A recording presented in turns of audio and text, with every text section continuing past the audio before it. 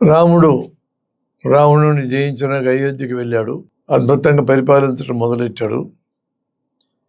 చాలా సిన్సియర్గా ఎవరన్నా వచ్చి గంట బీగితే వెంటనే వచ్చి జవాబు చెప్పేవాడు. అంత పెద్ద రాజు అయినప్పటికీ మనం కూడా ఇప్పుడు ప్రతి సోమవారం కలెక్టర్లు మీటింగ్ పెట్టి ప్రజలు బాధలు వింటారు చూడండి. కలెక్టర్, ఎస్పీ ఇద్దరు ఆ టైపులో ఆయన రోజు బాధలు వింటాడు. కొన్ని వేల సంవత్సరాలు పరిపాలించాడని మనకు ఉత్తర రామాయణంలో చెప్తారు.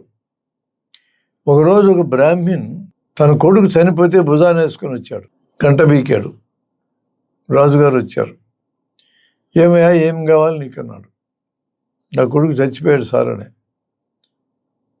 మరి నేనేం చేయమంటావు అన్నాడు. ఏమన్నా కంపెన్సేషన్ ఏమంటావా? 1,00,000 2 లక్షలు అన్నాడు. అందుకోసం రాలే నేను, నా కొడుకు ఎందుకు చచ్చిపోయాడో నువ్వు చెప్పాలా అన్నాడు. అవును, నాకెట్ట తెలుస్తుందిరా నీ కొడుకు ఎట్ట చచ్చిపోయాడు, పాంగర్షందో తేలుగుట్టిందో, నన్ను అట్లాంటి ప్రశ్న అడిగితే నేనేం చెప్పగలను? ఏదన్నా కాంపెన్సేషన్ అంటే 1,00,000 2 లక్షలు ఖజానా నుంచి ఇప్పిస్తా. కుదరదు రామా, నా కొడుకు ఎట్ట చచ్చిపోయి చెప్పాల్సిందని అన్నాడు. వాడు ముడికేసుకొని కూర్చున్నాడు. దాంతో ఏమీ తోచనటువంటి రాముడు గారు లోపలికి వెళ్ళి కాసేపు కూర్చో ఇక్కడ అని చెప్పి తనకి కాసేపటి కూర్చొని చెప్పి ఆయన లోపలికి వెళ్ళి గురువుగారు వశిష్ఠుని అడిగారు. ఒకడు వచ్చాడండి పిల్లని భుజాన్ని వేసుకొని, నా కొడుకు ఎందుకు చచ్చిపోయి అడుగుతాను, నాకు బోధపట్టాలా? ఏదో డబ్బులు అడిగి తెచ్చి పంపిద్దాం అనుకుంటే, నా లెవెల్లో పరిష్కరిద్దాం అనుకుంటాడు. వదలటం లేదు నన్ను అన్నాడు.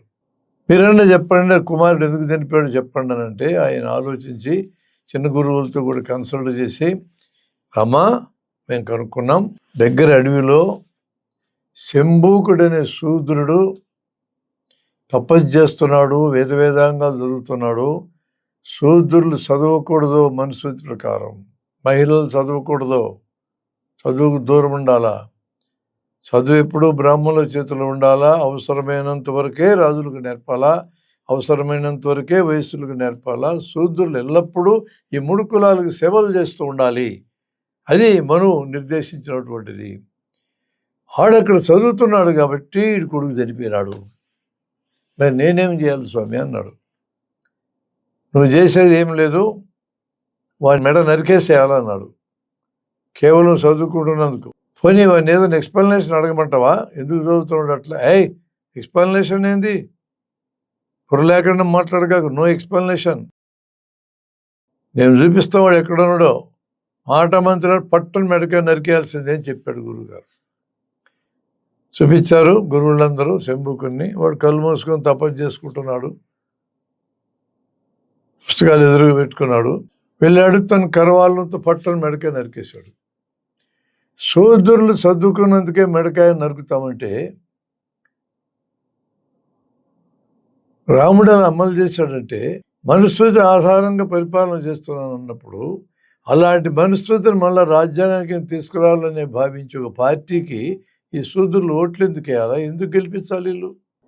ఈరోజు ఎస్సీ, ఎస్టీ, బీసీలు, అగ్రవర్ణాలను పిలువబడే రెడ్లు, కమ్మలు కూడా శూద్రులే.